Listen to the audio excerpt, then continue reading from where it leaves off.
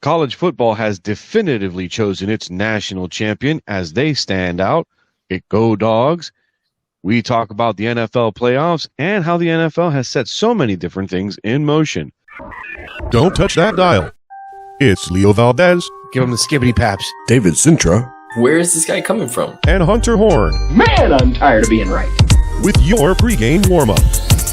Yo, DJ, drop that beat.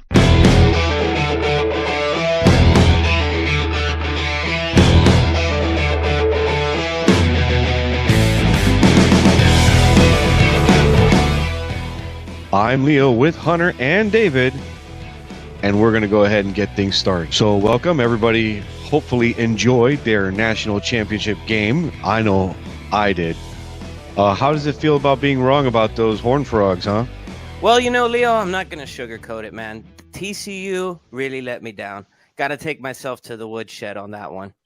What about you, Dave? You know, you were also with me there.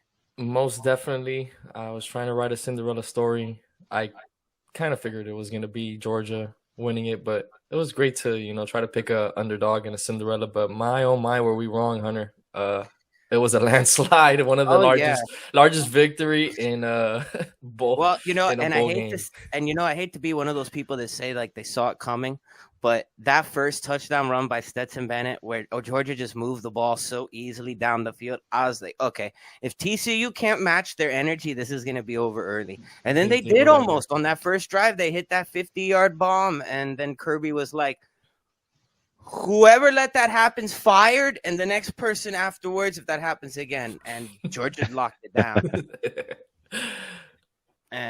My goodness, man. It really makes you wonder if TCU really should have been in the playoffs at all. I think it makes you wonder what's going to happen when they have 12 teams. And let's say an 8th or a 9th or 7th seed sneaks through and wins a couple games and makes it to the championship game. And then you could be an also opponent like Georgia or Alabama. Demolished, because I think everybody was going off of this Georgia-Ohio State game. And, looking at the stats, looking at the amount of plays and the penalties Georgia took in that game against Ohio State, that was statistically their worst game of the season, and they still won. Yep. So that's what I'm saying. Do I think Alabama would have maybe given Georgia a better game? Most likely.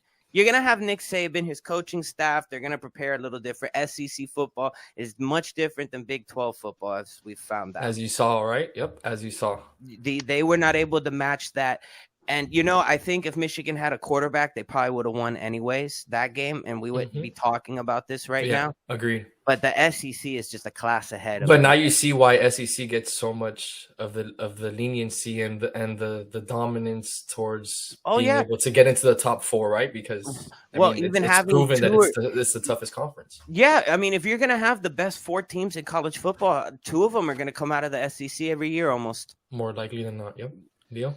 Well, we did have a discussion last week over whether or not Alabama really should have been in the college football playoff because of how they beat Kansas State. That same concept has to be realized, and we need to look at everything as a whole picture. You see the whole picture, and you're talking about a 12-team playoff. Well, then the fact is that you would have had Alabama in this national championship going up against maybe Georgia. Or maybe somebody would have upset Georgia, copying that what I was talking about last week when we talked about, well, why did Ohio State get? Because Ryan Day was able to get his Buckeyes to emulate what Kent State did in almost upsetting Georgia. Ohio State almost upsets Georgia as well. So I think with that, we're talking about a record-setting bowl game. We can talk about record-setting basketball a little bit. How about them Heat? How about Dave? that Heat? 40 for 40 on the free throw line, Hunter. That's crazy, A perfect night at the charity stripe. I know. That doesn't happen not often at all. And to hit 40 of them for 40, Jimmy Butler was a big. I think he was 23 at 23. He was 23. Yep, out of his 35 points, he had 23 at the charity stripe. So it mattered, great man. day shooting. Yep, 3 it points. definitely did. They won by 1, right? They won by 1 point. They're gonna give you 40 free points. Why not take them? Imagine just a normal night where you hit 70, 80% of your free throws, let's say. That's an easy loss yesterday for the Heat, right? And it really makes you wonder how many points these guys back in the 80s and 90s would have scored if they were getting fouled and one to every play. Yep, which is why I said last episode, or when we were talking it up with Leo, that MJ would score easily 50 points today, because that would be a huge thing. Free throws, he'd average about 15 to 20 points alone. Oh, yeah, definitely. The same thing when I told about Wayne Gretzky, in today's NHL, you can't grab, you can't hack people down from behind like you could back in the 80s and the 90s. So a lot has changed to help players become more offensive. They did it in the NFL. The quarterback position is highly sought after. That's like the face of the franchise. So they've changed the rules to protect the quarterback, to make sure he's standing up in the pocket. It calls for more competitive games, right? More intensity, more scores, more offensive play, right? I mean, I'm going to slightly disagree with that, because as I see it, that what they've done is they've let player longevity outlive anything, and it makes it very hard for up-and-comers to take the spot of somebody who is very well protected. I mean, you've got Tom Brady, and we'll talk about him a little bit later, getting roughed up this time around in Tampa. He has not really had that throughout his career, and now he's basically like public enemy number one every time he gets the ball, and now the longevity of his career is in question, even though he's been retired. I mean, this time I think this year might be that year. That's another conversation aside. Because of that, you have a lot of young up-and-comers who are either underdeveloped, or they're not being developed at all, because these other quarterbacks can just stay in longer. And if your quarterback who you have trust in your system is doing better, then you're not going to replace him. So I think there is a net positive, and I think that there are net negatives as well. I think we have to see it both ways. I do think it does make for more offensive firepower football, but it does not make it, I think, better, right? Well, or worse. I think it kind of just, you have to adjust no matter what. There's adjustment. Right, I would just say it just makes it more fun, is what I would say. Just because, I mean, we had 60-something points scored in the national championship game. That's an absurd amount of points. It would have been cool if it was like 65-60, but 65-7, it's kind of like, why am I watching this? But I don't really think, Leo, these rule changes were really made for Brady. I think, and I'm going to go out on a limb here. I might get some hate for this, but I think they were made for quarterbacks kind of like Patrick Mahomes. Fast, agile, but not really that big when you look at him compared to taking hits from linebackers. So let me ask you something. Back in the 70s and 80s, right? If you had a quarterback that was running around, doing cute little plays like Patrick Mahomes does, what would the linebackers coaches tell their linebackers? Go take that guy's head off, man. Yep. You can't do that anymore. You can't hurt the quarterback. You can't even fall on him anymore. You can't even tell them to go put a hurting on the quarterback, because like Sean Payton. 3 pillows down in a comforter and tuck them in. Well, okay. And we're talking about longevity in a sport, and we just got done talking some college football. And we talked about the Heat breaking records, Georgia Bulldogs breaking a record. So we're going to stay on the college. And I'll ask you, Hunter, I'll ask you first. Okay. Who do you have as your college football coach of the year? My pick for coach of the year, Leo, okay, and it's a bit of an outlier, and people are going to scratch their heads. But if you look at the season they had before and then the turnaround they had this year, you'll definitely have to agree with me. It's going to be Willie Fritz over at Tulane, man. He took a 2-11 squad, and he told everybody, just give me 2 years. The first year is going to be hard, but I promise you next year will be good. And he took in a 2-11 Tulane team and went 11-2, and actually came back from a 16-point deficit against USC in their bowl game to beat them. And in their first ever New Year's Six Bowl. So this was a huge win for the Tulane program. And I think if you're looking at it as, was it so much players or so much head coach when you're selecting head coach of the year? I definitely have to say Willie Fritz brought that pro-style offense to Tulane, and that's really what I would have to attribute most of the success of their offense to. All right. And Dave? I guess I'll give the most obvious clear-cut answer, I guess, if you want to say. I'm going to have to say Kirby Smart. I mean, the Georgia Bulldogs were 15-0, undefeated. They beat a lot of great teams. They beat Auburn, beat Tennessee with Hooker.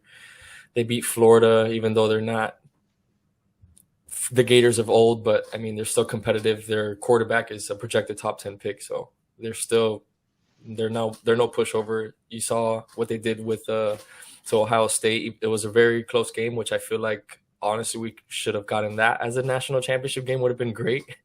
But they definitely TCU, they demolished and showed that high-powered offense that everybody was talking about didn't have no place to be there in the national championship game with that Georgia Bulldog defense. So I'm going to have to give it to Kirby Smart. Everybody was doubting him, asking, hey, can they do it again? Was it just, 1 year? And, can they replicate that success? And he's just brought over that Alabama mentality, if you would say, where it's your front seven on defense, your offensive line, and getting the playmakers around them. And he's definitely built up a program that's going to be reckoned with for the next couple of years. I would say in the top 4 consistently. So I would have to give it to Kirby Smart as my Coach of the Year nominee. My guy is Josh Heupel. Okay. When he took over the Tennessee program, a lot of people thought that it was great for the program, that the program was going to be elevated at that national championship level. He had Hooker.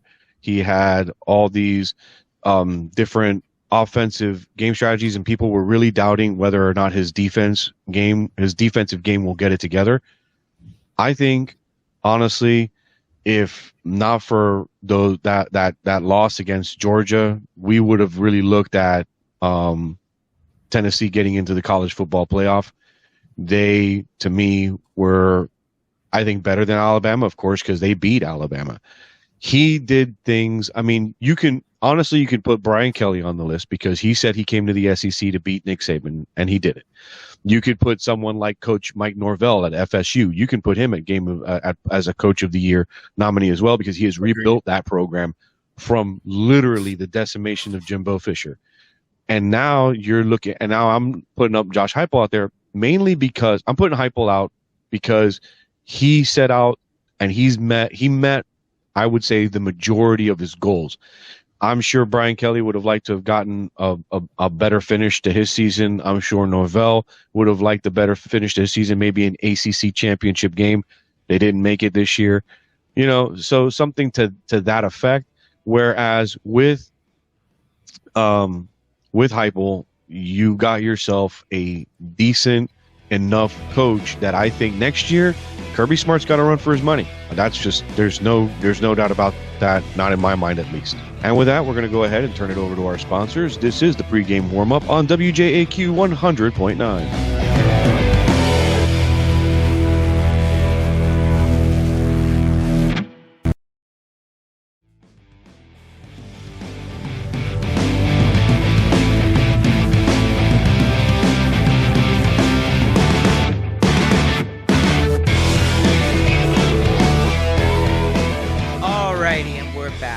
Before we get started here, because Dave, I had another question about them Georgia Bulldogs and what they might look like next year without Stetson Bennett.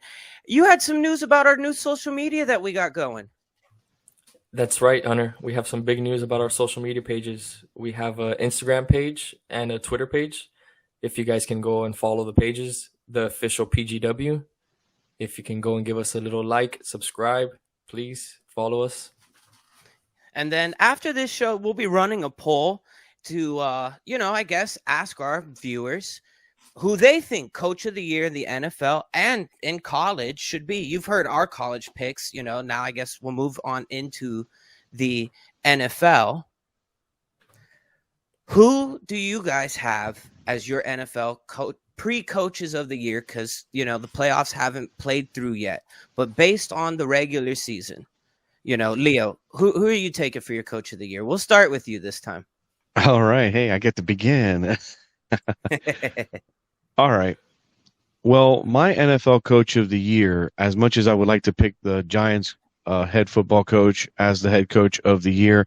I'm not going to do that, mainly because, yeah, he may have made the playoffs, and yes, he completely turned the team around, but I kind of feel that the weakness of the NFC is kind of one of the reasons he's in. So I'm actually going to go ahead and I'm actually going to give it to Mike Tomlin. Now, Mike was somebody I wanted to take to the woodshed not that long ago, but I looked at his body of work, and we kind of got onto him about Tiny Hands Pickett, and we've basically tried to figure out what he's trying to do after now that he's lost Big Ben. I would really like to just go ahead and give a shout out to the man, because they were looking like it was going to be his first time finishing under 500. He still managed to go over 500. He had a shot at the playoffs, but of course, because he had such a slow start, it wasn't going to happen.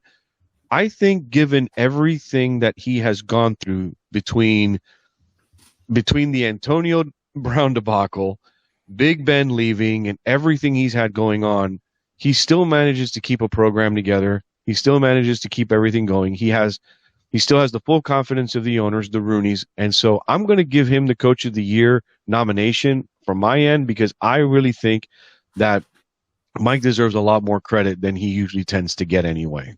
All right. Well, big shout out to Big Mike up there in Pittsburgh. And we'll go ahead and shift gears over to Dave. Dave, go ahead, man. Tell us, who do you think is deserving of Coach of the Year? I would have to say, though, before I do choose my Coach of the Year nominee, that was a great pick, Leo. Mike Tomlin finished above 500 again. When 16 straight seasons. 16, exactly what I was going to say. So very good pick there, even though obviously they didn't make the playoffs, but, a great 9-8 record for a team that was dead in the waters not too long ago. Very good pick, Leo. For my pick, I'm going to give Nick Sirianni. Might seem pretty easy or everybody's going to pick him, but I mean, it's kind of obvious. It's evident where he took the Eagles to 14-3. I mean, it looked like Jalen Hurts last year wasn't a good quarterback, and then he kind of figured it out to how to use him, how to put that right system around him. They went on and traded valuable first-round picks for a big-time receiver, and you see what happens when you get a big-time receiver right now. Everybody that got a big-time receiver pretty much has made the playoffs, T-minus the Raiders. Sorry, Raiders fans. But Nick Sirianni has definitely brought this team together. You could see how the guys rally around him. They really buy into what he's coaching. He's a player's coach. You could just feel the vibe in the locker room. That's why they have the number one seed. That's why they're one of the favorites to win the Super Bowls this year. And it's primarily because of Nick Sirianni and how he's shaped that roster up to really complement all the players that he has with his star quarterback, that now he looks like a star quarterback, but before a lot of people were questioning him. So big ups to Nick Sirianni and the Eagles. Eagles fly. See if they can pull it off and get another Super Bowl win, get that second one up.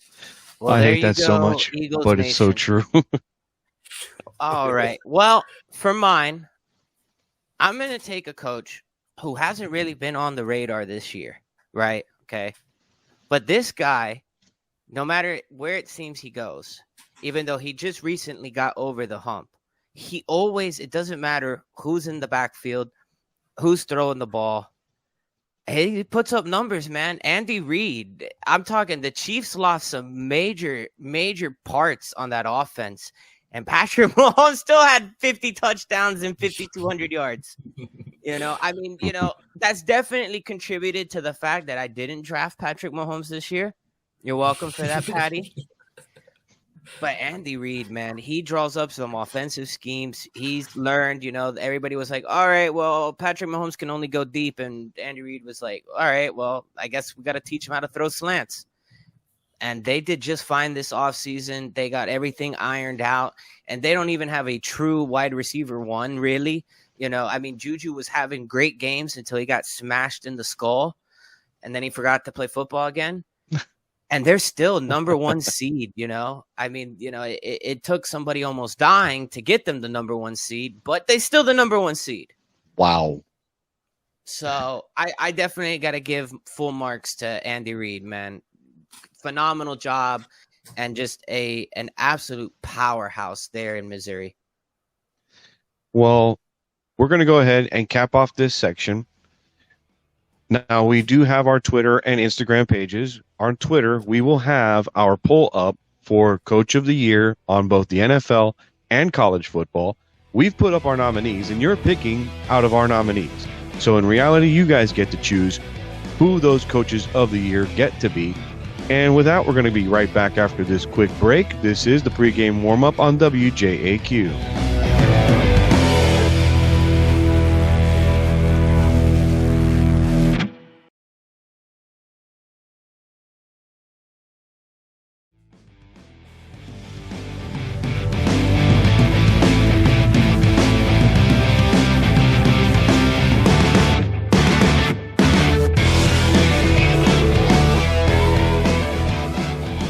All right, and we're back here on the pregame warm-up. I'm going to go ahead and let I'm going to let Dave and Hunter kind of let them have this one, because Hunter, you have a question based on our Coach of the Year picks. Dave picked Kirby Smart, and so you had a question in pertain. So if Kirby Smart is the Coach of the Year and now he's going to lose Stetson, what's that look like? But I want you to go ahead and give the entire synopsis based on that. Right. See, it really isn't a big deal with Kirby Smart as Coach of the Year. You know, he's definitely a deserving candidate. He had a phenomenal year. He hasn't lost in 2 years. Phenomenal coach. But, you know, Dave, it really makes you wonder what life in Athens is going to look like after Stetson Bennett. And I only bring this up because look at Clemson. When Clemson had their quarterback carousel coming through of Deshaun Watson and then Trevor Lawrence, they reloaded. So that team stayed steady for 4, 5, 6 years. Mm-hmm. This year, they don't have, you know, Goldilocks back there. They had really shaky quarterbacking, and they were not a top team. They won the ACC because the ACC, quite frankly, aside from FSU, which they barely snuck by, very weak conference this year. So, does Stetson departing from Georgia leave a big enough hole in that offense that Georgia isn't able to reload and defend their title next year, Dave?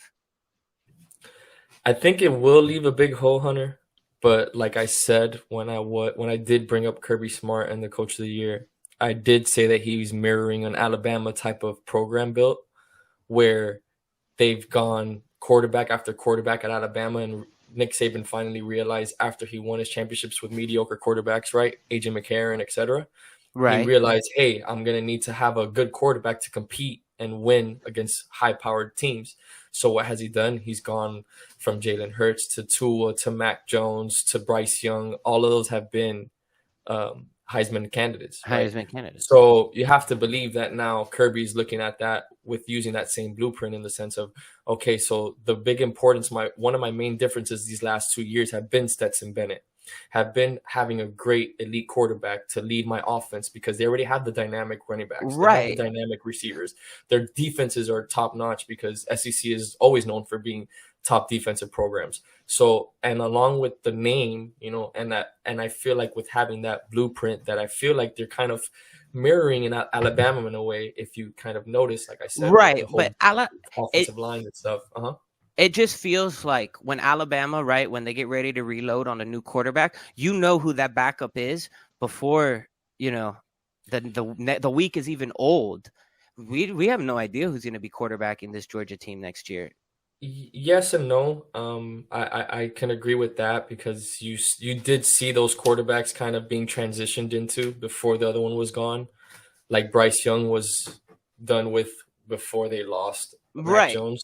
Right. But, I mean, at the end of the day, right, their recruiting classes are always going to be so top-notch. They're always going to get first looks from so many of the top 5-star recruits that I believe, and especially with the program they built, right, Hunter? I mean, 2 years in a row where they haven't lost a game. They haven't lost a game. You got to imagine that they're going to bring in or maybe pull off some, like Leo's favorite, and transfer portal. He loves the transfer portal. So, there's going to be a handful there. I'm sure maybe a 5-star might land into their hands. You know, Kirby's got the track record now.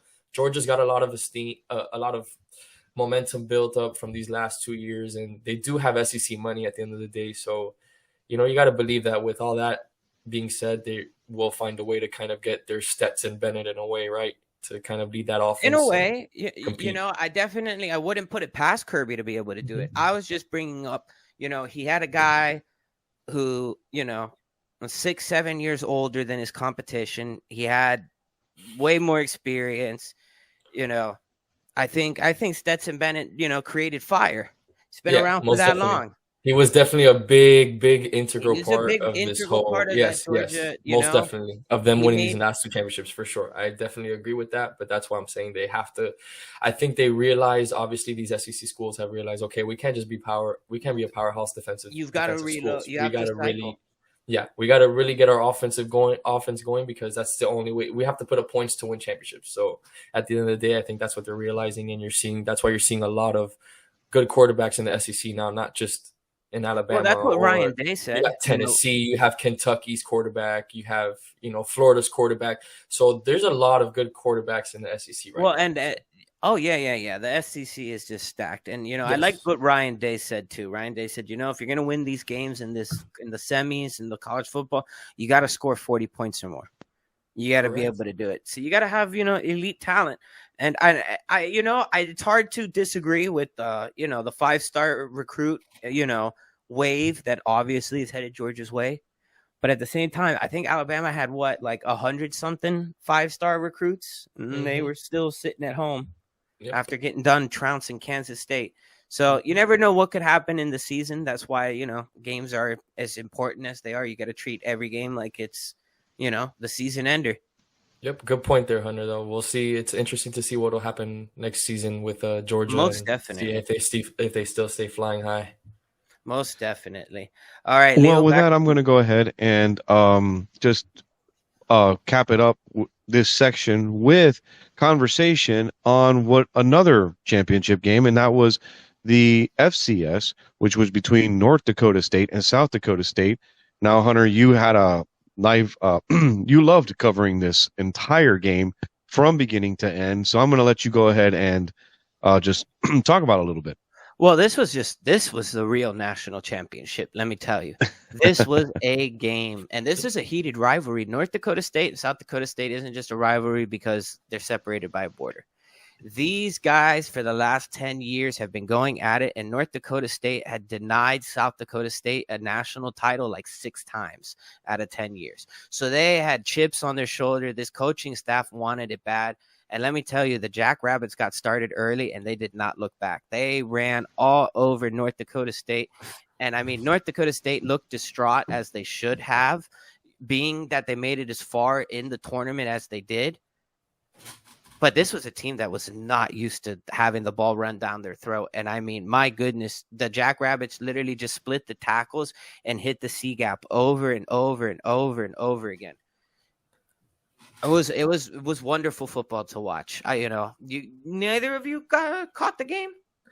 I saw a little bit of the game. I'm not gonna lie. I saw maybe the first 2 quarters of it. It seemed like it was gonna be a little competitive. North Dakota State answered pretty quick to South Dakota State's first score of the game, but after that, after it was 7-7 and North Dakota State coughed up the ball, kind of went downhill from there. Like you said, Hunter, they took off and never looked back. They were just gushing the defense, running all over the place. Amar Johnson is just like we were talking about, Leo. Remember a couple episodes ago, we were talking about how FCS always produces these college talent where it's a lot of skilled players, like receivers, running backs, safeties, corners. Well, let me tell you that South Dakota State's running backs definitely did show up. Amar Johnson had 100 yards, 127. Isaiah Davis had another 100 yards. They both scored a touchdown. Their quarterback got in on the fun and had a touchdown. Their quarterback is actually pretty good for South Dakota State. Yeah, Mark is not bad. He was pretty accurate, through 3 touchdowns.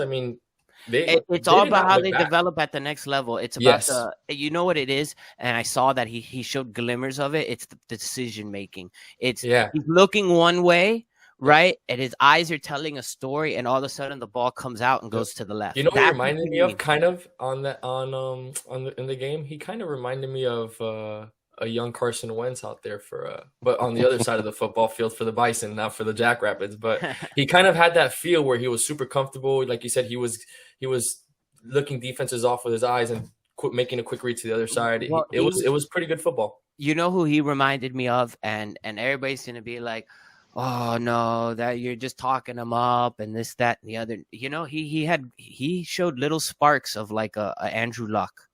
Yeah, he Because if did. you remember how He did. Andrew Luck used to spread the ball around, he was Yep. a quick snap quarterback. That's why he was so successful.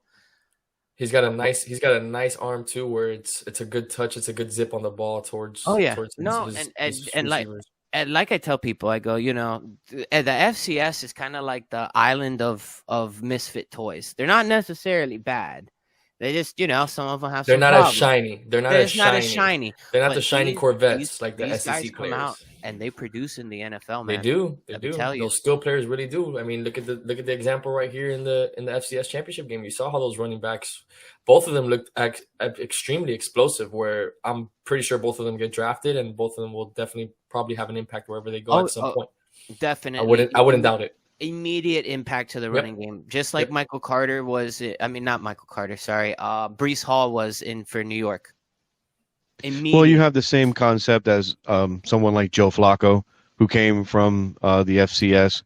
You have now Josh Allen, an FCS quarterback. I think when it comes to it, it's being coached up and what system you're falling into when you get drafted. And I think coaches are looking for that now. I don't think they're looking for dominance. It feels good and it feels nice and it's pretty hilarious when I once saw this commercial where you had these Heisman Trophy winners sitting with Joe Montana saying, "Hey, yeah, trophies are great," and they're doing the pose of the Heisman, and then all of a sudden, Joe, who with never got a Desmond Howard Heisman, and he goes, everything. "Yeah, I don't know what you're talking about." And he's got the 4 rings on his fingers, So I think that the accolade of a Heisman or being picked up by one of the bigger schools is a big deal. It does help, especially if you're trying to get into the NFL. It's not to discount the bigger schools, but you also have to look at the other schools.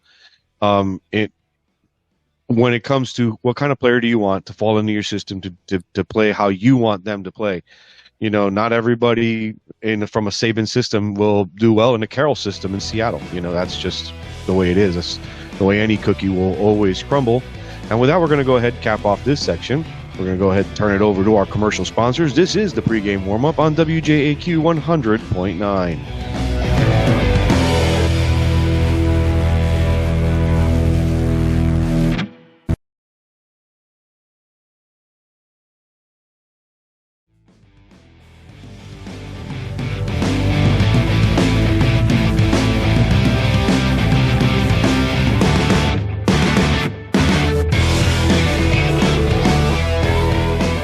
Back, and we have discussed who are the coaches of the year on the NFL side, on the college football side. We talked, some FCS, and we talked about player prospects, but let's keep talking about coaching prospects.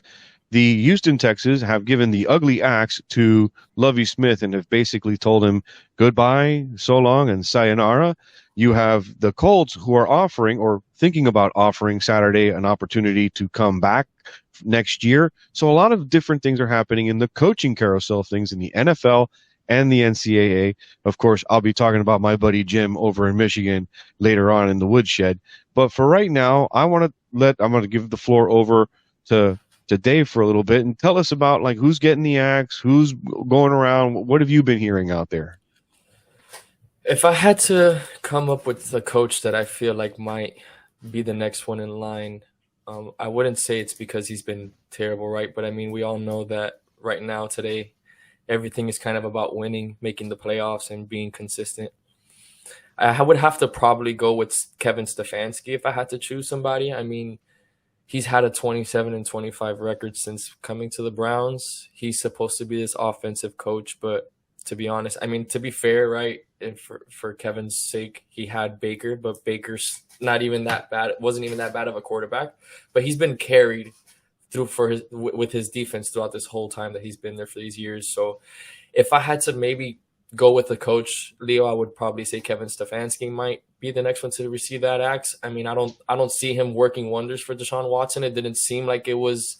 I mean, he had him for 4 or 5 weeks. They didn't jump out and show me anything really, like next level. There wasn't anything great about their offense, and he's supposed to be an offensive-minded coach. So I feel like maybe with the right coach over there in Cleveland, they might have a better chance to take that next step and be as consistent as they want over there in the dog pound. But that's going to be my guess, Leo, for the next acts. And speaking of your boy Jim, there's rumbles that he might become that next Denver head coach if Sean Payton denies it, because we all know, I mean, let's be real, if you're the Broncos, you're going to obviously want Sean Payton to take over the reins instead of Jim Harbaugh, where, I mean, he finally just made the college football playoffs right for the first time, but let's be real, there hasn't been much success there in college. I mean, he was pretty good with his time in the 49ers, but I would have to probably say that I would see Sean Payton maybe landing in Denver, because that would be a good situation for him. He already has a quarterback where he can just lead his way through, and he's experienced and he's been there. He's won a Super Bowl and he's got the team around him. So I feel like he might land there.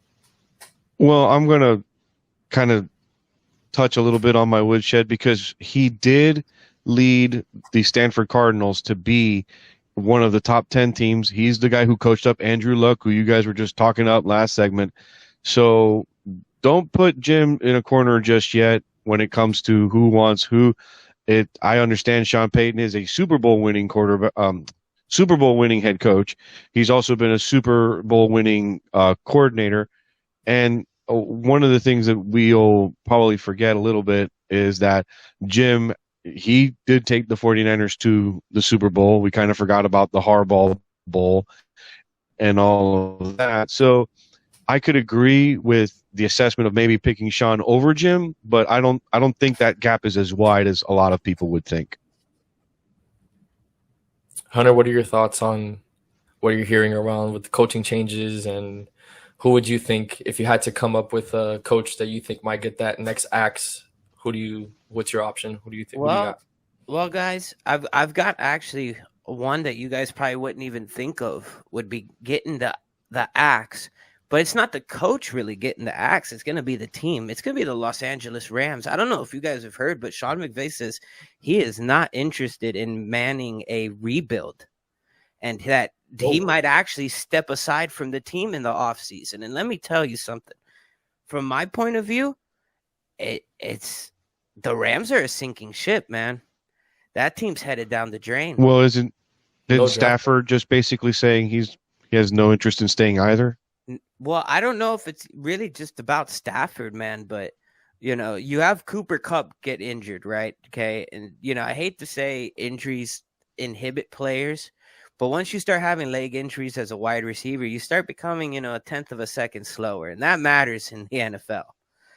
So if you start losing, you start getting film, people start figuring out your schemes, your quarterback's not able to take advantage of the fact there isn't much film on him in a new offense. You've got a wide receiver that's really good at picking apart the zone, right? You got all these things that culminate together in a solid defense. Yeah, you're going to win a Super Bowl. But then what are you going to do next year once they have you figured out? Yeah, not to mention also, Hunter, I mean, Aaron Donald's been talking about probably retiring too. So, I mean, that's what I'm saying. I think only the second best greatest lineman in the history of the NFL behind Lawrence Taylor, so you can arguably say. I think the biggest fire of the offseason isn't even going to be a fire of a coach. I think it's going to be Sean McVay firing the Rams from his life. And I really, they're really like high sources close to him saying that like he is considering stepping away from the Rams. Wow. It's a great thought there, Hunter. Good stuff. Good stuff. All right. And when we come back, we're going to get a little out of order. This is the pregame warm-up on WJAQ 100.9.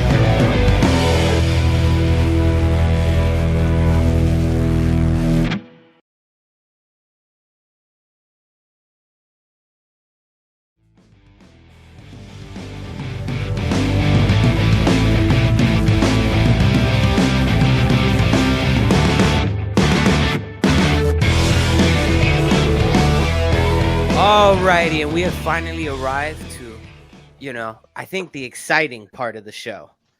You're out of order! You're out of order! The whole trial is out of order! The NFL playoffs. Talk about, just the situation to get in was dramatic. But now that we're here, Dave, Leo, Who do you guys got that's really going to shine out in the AFC between Mahomes and Allen? You know, is it Allen with the chip on his shoulder, or is it King Mahomes once again? Honestly, Hunter, it's a tough question because these are two of the brightest shining stars right now in the NFL. I would say 1 and 2 in terms of quarterback rankings right now, right?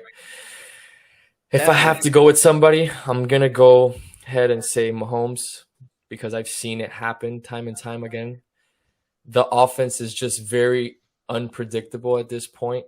They have a lot of weapons. And another thing that they haven't had, which they kind of do have this year, is a little small run game.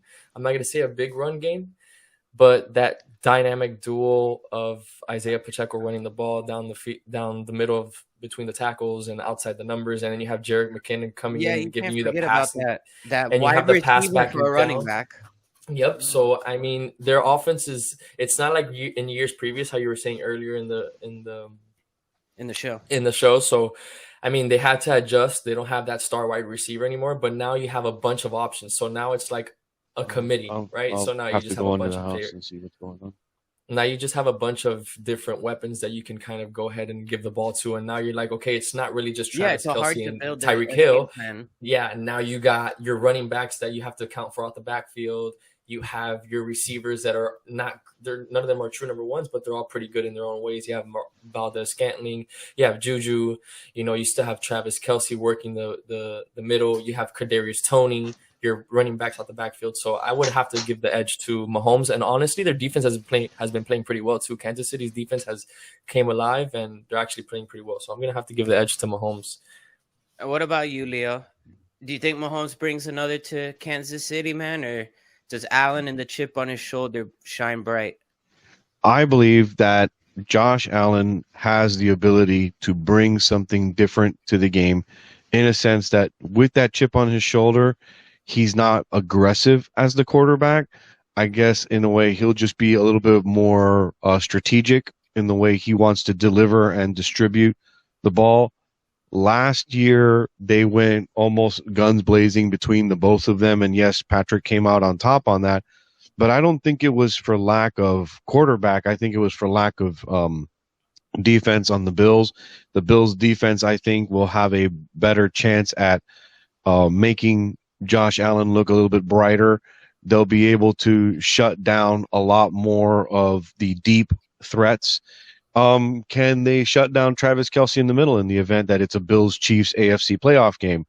Maybe. I believe so. And you just talked about the greatness of Andy Reid and what he can do with Kansas City. But I think that with Josh Allen at the helm at Buffalo, he's still got Diggs he's throwing to. He's still got, players that have gotten better, that have not, that are dedicated, that they're team dedicated. So I think with that, I would give it more to Josh, in not necessarily that he has a chip on his shoulder, but more that the team is a little bit more solid. I think that the Chiefs would still have the number one, even if the Bills had beaten the Bengals and, of course, DeMar Hamlin not going down the way that he did.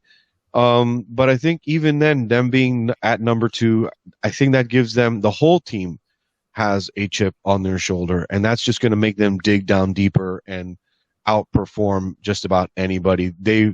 What they did to the Patriots last week on those 2 returns for touchdowns, and just making, like, even the fact that their special teams is out there.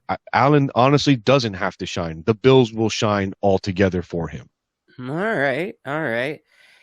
What about you? And now, well, before I get into that, I have another question for the both of you. All right, I figure we do a little fun segment here real quick. Who is your pick for a most likely to have like a little Nick Foles playoff run? Wow. Right? You see, I told you it'd be good. Nick Foles type of playoff run. If I had to pick somebody, I'm going with Brock Purdy. He's unstoppable. I'm going with Brock Purdy. Because at the end of the day, the Nick Foles, what we're talking about is that unsung hero where you didn't see coming, right? Nobody really sees Brock Purdy being able to kind of get the Niners there, but he does have the weapons around him with the skill positions with McCaffrey, Kittle, Debo. So I'm gonna say Daniel Jones.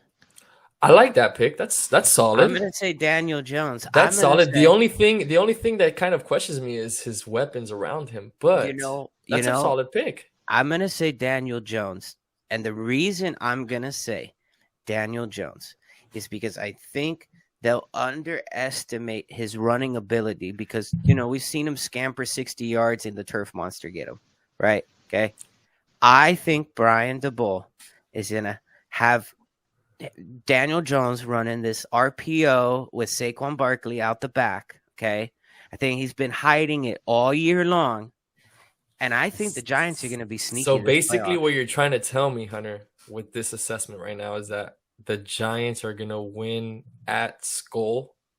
Oh yeah, this weekend they're going to beat the Vikings. If there was definitely a team that you could count on to lose a playoff game, that's the Minnesota Vikings. You don't have no faith in them turning it around this year and actually maybe advancing towards a championship, NFC championship game, or maybe anybody other than Daniel Jones, maybe.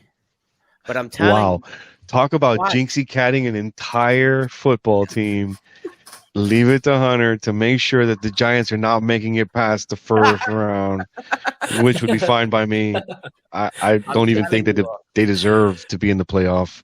Listen, the Giants are scarier than you think. I know, Leo. They play defense and they could run the ball, so that's always a recipe to win playoff games. But listen, the Vikings do not have a defense, but they do have a run game and they do have a passing game, and they're at home, so it's gonna be a good one. But this is the thing, Dave. The Giants are a possession controlling team. They do that with the run game. If they keep the ball out of the Vikings' hands, there's nothing the Vikings are gonna do. The Vikings are not gonna stop them on defense. Yes, Leo? Well, I'll answer your question when you answer the first one.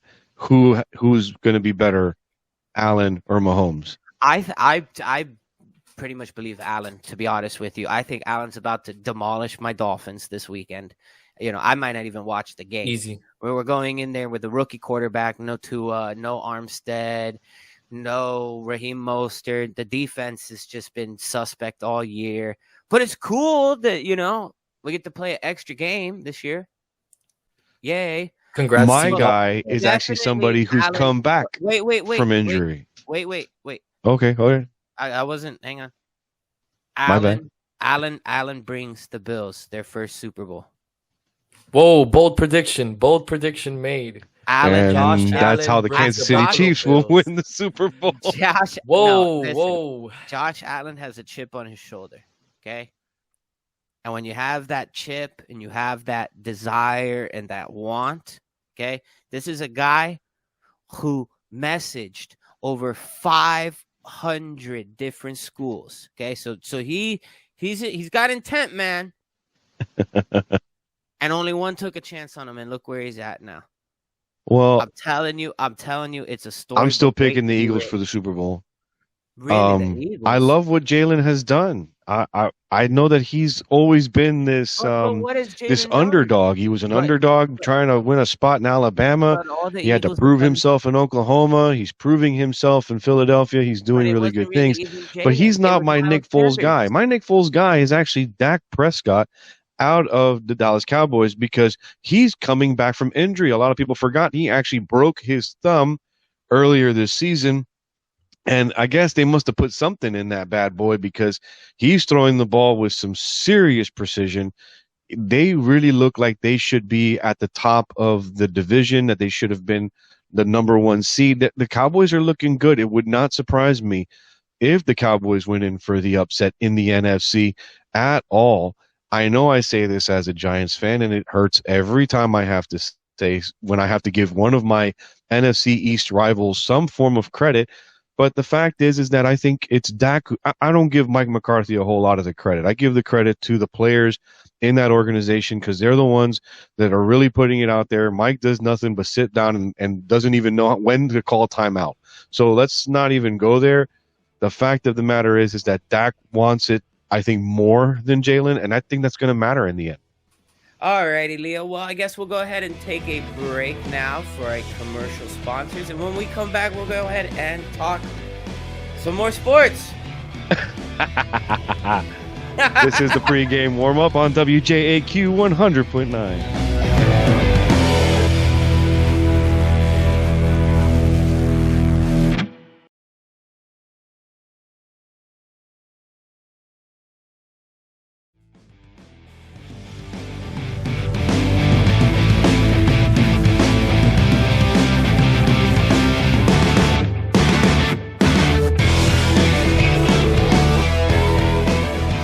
Back on the pregame warm-up. Now to introduce our favorite segment, the woodshed. Not a problem, sir. He's a good kid. He's just got to watch his language in front of the ladies. I'll remind Kevin where he comes from. Okay, that sounds terrific. You used foul language in front of a lady? No, Daddy, no! This week, Leo, who are you taking to the woodshed? Well, I'm actually taking the college football greatness of one Jim Harbaugh. Now, I've known and studied Jim for a long time because he was the coach of the Stanford Cardinal, and as a rival, because I am a Notre Dame Fighting Irish, I saw him literally resurrect a dead program, and they went on to be one of the top 10 schools. And then he goes and he leaves Stanford literally in the middle of the night, especially after Andrew Luck was it was right after he was drafted. Jim takes a job at San Francisco, resurrects Alex Smith's career, and of course we all know the Kaepernick situation in which was created during his time there, and that was one of the reasons he left. But the reason he left is because he went back to his alma mater, and that's the Michigan Wolverines. And I think Jim's future is always going to be secure in Michigan, and I think he knows that. And because he knows that, I think he wants to assert a little bit of risk. And he's been interviewing with NFL teams while also denying it. And here is why I want to take the man to the woodshed. Stop Sabaning yourself. Stop saying what you're not doing. When somebody asks you, are you interviewing for jobs in the NFL? Say, yeah, I'm interviewing. That doesn't necessarily mean I'm going to take it. That's how hard is that? When Mike Smith did it with the Falcons. You had Saban do it to the Dolphins. Oh, I don't know who I'm talking to. I can be talking to just about anybody. And then in the middle of the offseason takes off and goes to Alabama. This whole idea of secrecy is not even called for, because it just makes you look suspect. In other words, what are you really trying to achieve in being quote unquote political with trying to just get a job? What are you trying to negotiate a better contract? The pedigree of who you are and what you've produced should make, I'm sorry, you get paid based on the quality of work you bring in. Jim, you bring in some pretty good quality of work. You took the San Francisco 49ers after Mike Singletary single-handedly destroyed that team, and you took them to the Super Bowl. Now, granted, you didn't win that Super Bowl. You lost to your brother with the Ravens, but you've proven time and time again that you can make a team good. The Michigan Wolverines, Rich Rodriguez had dragged them through the mud, and people thought that program was dead. He brought it back. They beat Ohio State.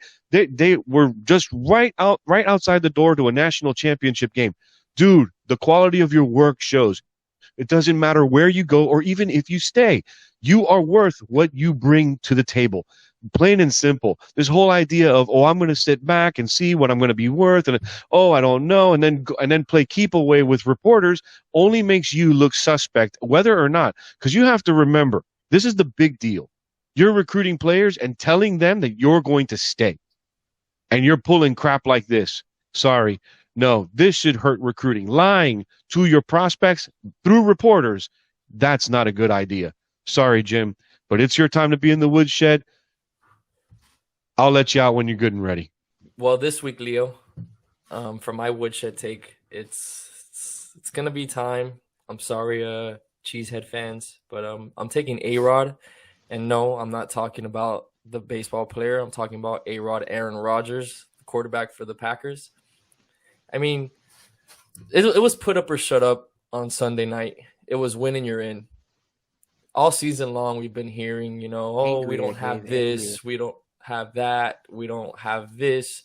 We need to come to, when is it the time that you're going to look in the mirror and say, I'm the bigger Like, I'm the problem. I'm the one that needs to change. Like, you have been a fraction of yourself this entire year.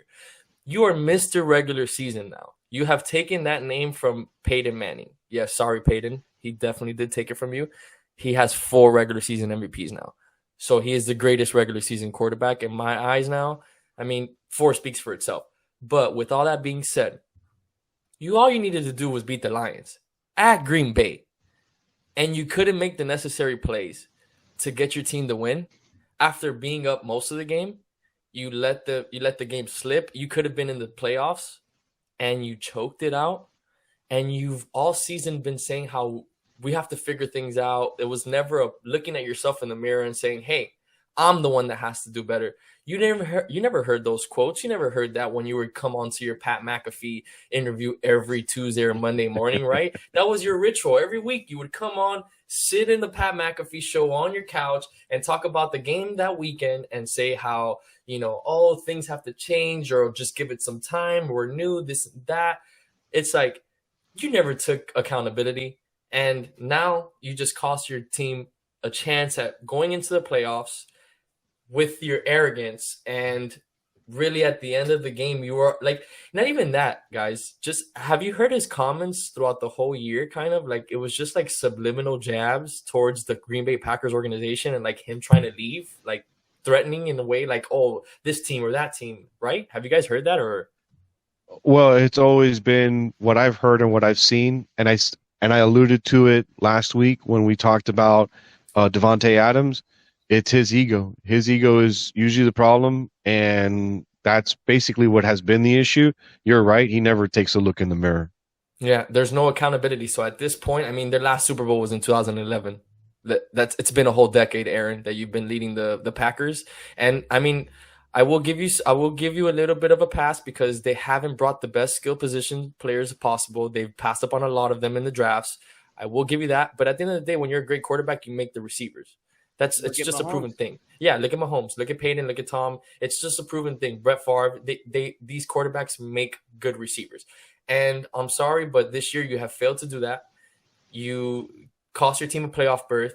And I think you were just really just trying to milk out this year as much as you can to collect your money. Sure, if you were able to make the playoffs, you made it, but you didn't take the accountability that you had to.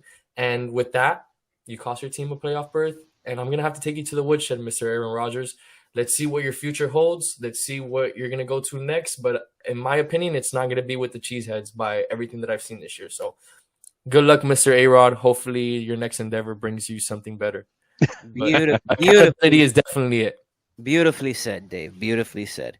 All right. For my woodshed, though, guys, we're going to step away from one football and we're going to move to another football. I don't know if you gentlemen had seen, but Claudio Reyna, right, it's come out that he was mad that his son sucked and didn't get to play a lot of football. So he went threatening the head coach and was like, well, I was snitched that you slapped your wife. And, I got to take Claudio to the woodshed. That's not cool, man. Listen, there's bro code. And there are things that, you'll throw in someone's face if they're not playing your son or something. Telling people, hey, man, I'm going to blackmail you if you don't play my son. And, that way we can lose to the Belgians 6-1 instead of 3-1. Or whoever, the Netherlands, whoever we played.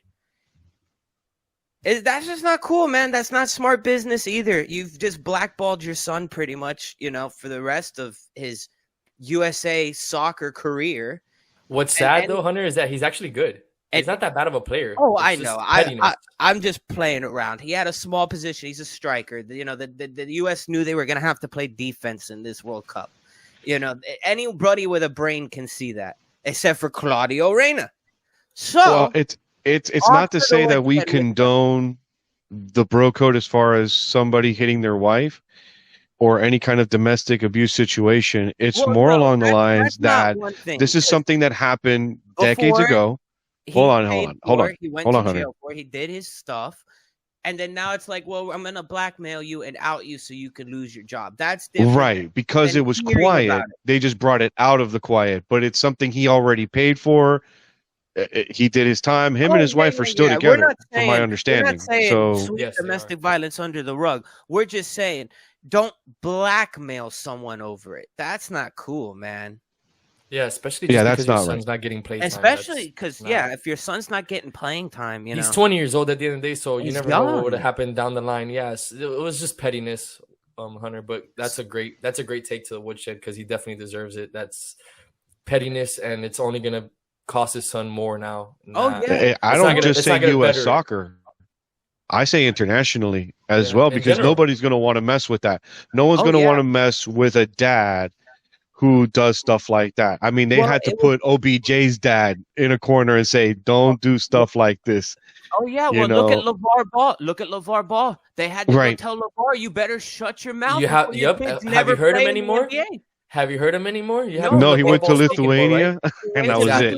Exactly. They took him off the TV, and now his sons are in the NBA. They told him, you better be quiet. You're not Stephen A. But not to get too off topic, we're talking the woodshed here. Definitely, we can talk about soccer more coming forward. But, man, Claudio Reyna, clean up your act, man, and stop wreaking havoc in your son's life. That or move to Lithuania. Or move to Lithuania and start a basketball team.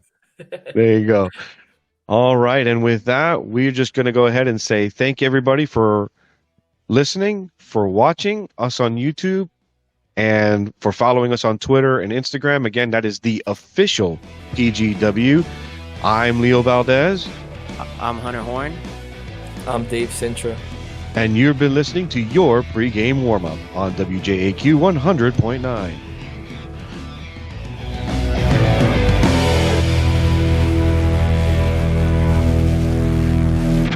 See you when I get back from Cuba. Say hi to Castro for me. Will do.